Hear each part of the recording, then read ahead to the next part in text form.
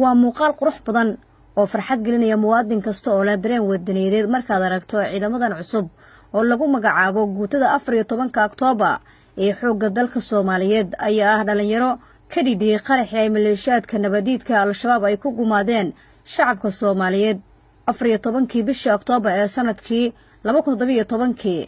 isla markaana ajiibay baaqi madaxda qaranka ahaa in shacabka Soomaaliyeed si wada jir loo difaaco ra'iisul wasaaraha xukuumadda federaalka Soomaaliya mudane Xasan Cali Khayre way weliyaan wasiirada amniga iyo difaaca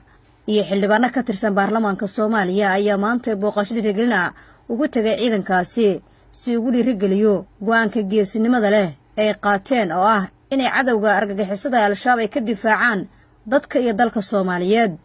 ciidamadan oo ah dhalinyaro aqoon-yahano isla markaana shuruudihii lagu qaatay kamid ahayd inaysan lahayn haba yaraatee wax balwad ah ayaa soo bandhigay dholatus ciidan oo ka turjumaya tababarka ay qaateen iyo qalab ciidan oo ay doonayaan inay ku dagaal galaan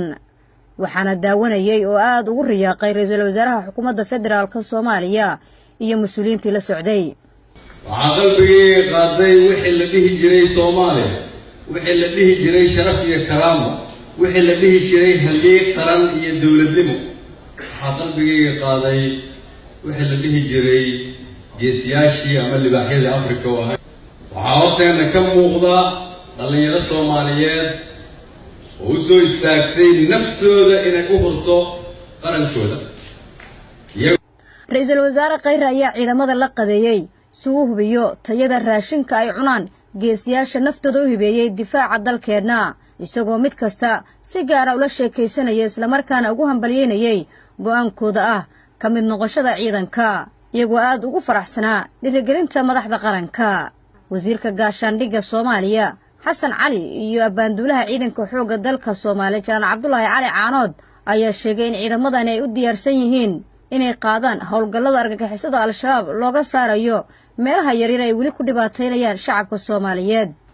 maalinta aad green line nasiisana dhaqaaq bay bilaabayaan waajibkoodayna gudanayaan targetka muhiimka u ah marka taagada la kala dooro inay ku dhufan doonaan إن شاء الله تعالى. أي ديار نقدين إن يكفران نفتوضا تلكوضا يدينتيوضا يقارن مدوضا سيئة ودفاعان بالتقباتين إن شاء الله. رئيس الوزراء حكومة الفدرالك الصومالية عيدمدا كلها hadlay howlka weyn ee dugsiga tababarka ciidanka ee General Gordon ayaa tilmaamay in ciidamadu ay yihiin kuwa soo celin kara rajada bulshada Soomaaliyeed iyo haybadda sharafta iyo karaamada qarankeena. walaalayaal waxaan rabaa idin sheego dal burburay waxaa dhisi kara ciidan nabad la waayay waxaa soo celin kara ciidan dawlad taag daran waxaa quwad iyo xoog u yeeli kara ciidan cadowga dibadda iyo gudaha iyo khayraadka aan leenahay laguma difaaci kara qabiil waxaa difaaci kara ciidan idinkoo kala ah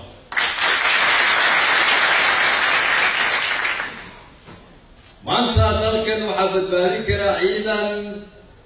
aan daacad u ahayn qabiil aan daacad u ahayn qolob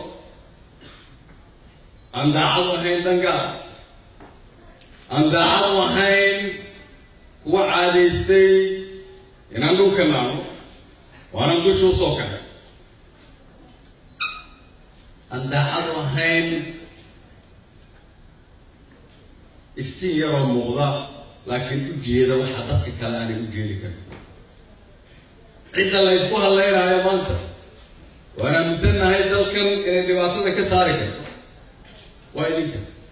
mudane Xasan Cali Khayre ra'iisul wasaaraha Jamhuuriyadda Federaalka Soomaaliya ayaa u ballan qaaday ciidamada inay heli doonaan xuquuqdooda ayna yihiin kuwa mudnaanta ugu weyn u leh dawladda federaalka maanta kulligeen وانا ودنيمدي iyo daacadnimadii aan halkan ka sheegay iska raadinaa kii aad ka weysaan waa inaad iska qabataan